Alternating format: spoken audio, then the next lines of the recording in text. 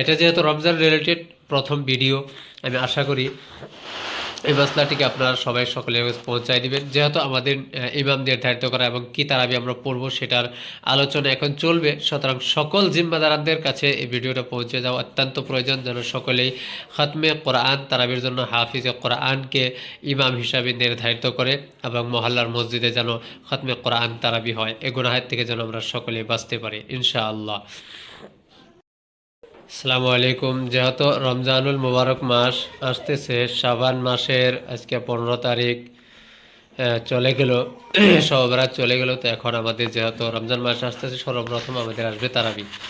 এখন আমাদের যেহেতু যে সময়টি চলতেছে এটা হলো যে তারাবির ইমাম সিলেক্ট করা। তাহলে আমরা কোন তারাবি পড়ব? খতম তারাবি পড়া আমাদের উপর সুন্নতে মুআক্কাদা, নাকি হলে সূরা তারাবি পড়া?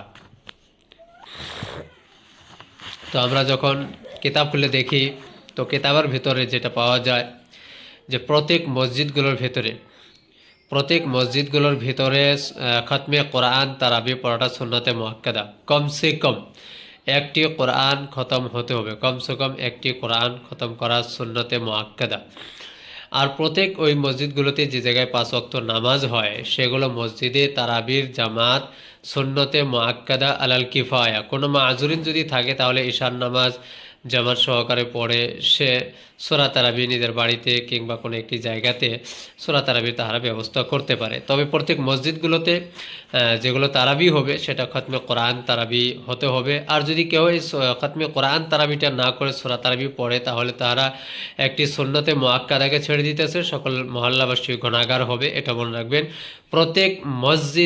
প্রত্যেক মহল্লার মসজিদে খতমে কোরআন তারাবি পড়াটা সুন্নতে মুআক্কাদা আলাল কিফায়া। যেটা আমি আপনাদের সম্মুখে ফতোয়াটা ঢেঙে তুলেছি, সেটা আপনাদের কাছে হয়তো পৌঁছে দেওয়া হয়েছে এবং মসজিদে পৌঁছে যাবে। যে না নিকটবর্তী মসজিদ আছে সে জায়গায় আমি এটা পৌঁছায় দিব। বাকায়দা ফতোয়াটা বের করা হয়েছে, আপনাদের মসজিদে সেটা পৌঁছে যাবে। প্রথমে তো 1 পারসায় বের করেছিলাম, এখন 2 পারসায় সেটা বের করা হয়েছে। এদিকে দলিলটা মাশাআল্লাহ আমি সব কিছু দিয়ে দিয়েছি। যে আকসারুল মাশাইখ যেটা বলেছেন যে খতমে কোরআন তারাবিটা সুন্নতে মুআক্কাদা, এটাকে কোনো অলসতার জন্য এটাকে ছেড়ে দেওয়া যাবে না। যে কওমের অলসতা, সকল কওম এটাতে ভয় খাচ্ছে তো এটাকে ছেড়ে দেওয়া না, এটা কখনো ছেড়ে দেওয়া যাবে না। মহল্লার মসজিদে খতমে কোরআন তারাবি হতে হবে, ঠিক সুন্দরভাবে ডেকে তুলেছেন।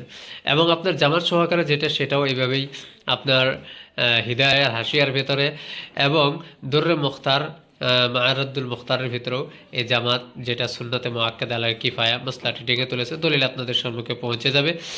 এটা যেহেতু রমজান রিলেটেড প্রথম ভিডিও, আমি আশা করি এই মশলাটিকে আপনারা সবাই সকলে পৌঁছায় দিবেন। যেহেতু আমাদের ইমাম নির্ধারিত করা এবং কি তারাবি আমরা পড়বো সেটার আলোচনা এখন চলবে, সুতরাং সকল জিম্মাদারদের কাছে এই ভিডিওটা পৌঁছে যাওয়া অত্যন্ত প্রয়োজন, যেন সকলেই খতমে কোরআন তারাবির জন্য হাফিজে কোরআনকে ইমাম হিসাবে নির্ধারিত করে এবং মহল্লার মসজিদে যেন খতমে কোরআন তারাবি হয়। এ গুনাহের থেকে যেন আমরা সকলেই বাঁচতে পারি ইনশাআল্লাহ।